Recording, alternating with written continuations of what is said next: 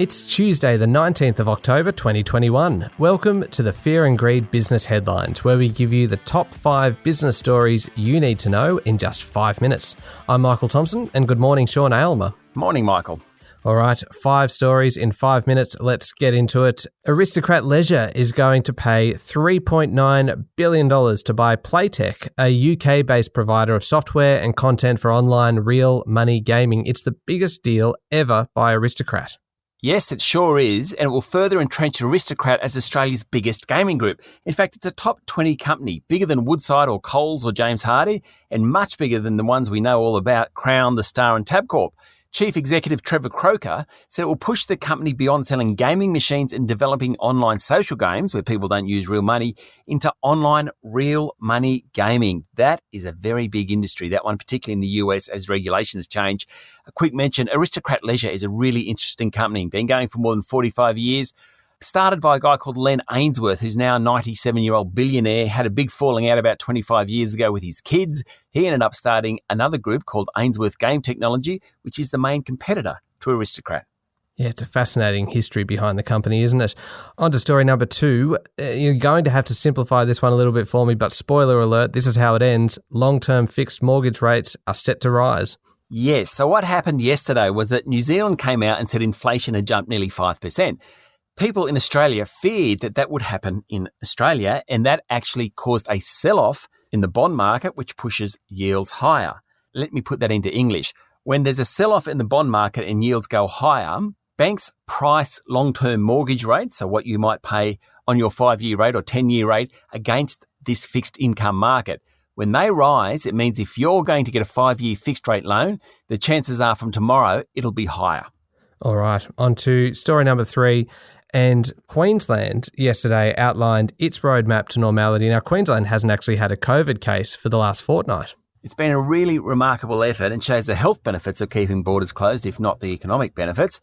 Premier Anastasia Palaszczuk said the borders with New South Wales and Victoria will be reopened for quarantine-free travel by December 17. That's once the Sunshine State reaches an 80% vaccination rate.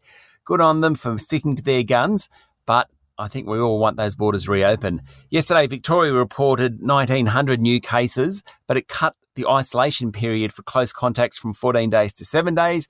New South Wales reported 265 new cases. Good news there. Tasmania ended its snap 3-day lockdown, and the ACT reported 17 new cases. All right, that's story number 3. On to story number 4. And the internal fight within the government on net zero emissions is continuing. In the meantime, though, the Prime Minister's had a bit to say about the future of coal in Australia. He sure has. He said that coal exports will gradually decline, not because of government decisions to adopt net zero emissions by 2050, but because our customers, like South Korea and Japan, will stop buying from us. He said the election of Joe Biden was a game changer in the climate debate, and clearly our alliance with the US involves a fair measure of discussion about climate change.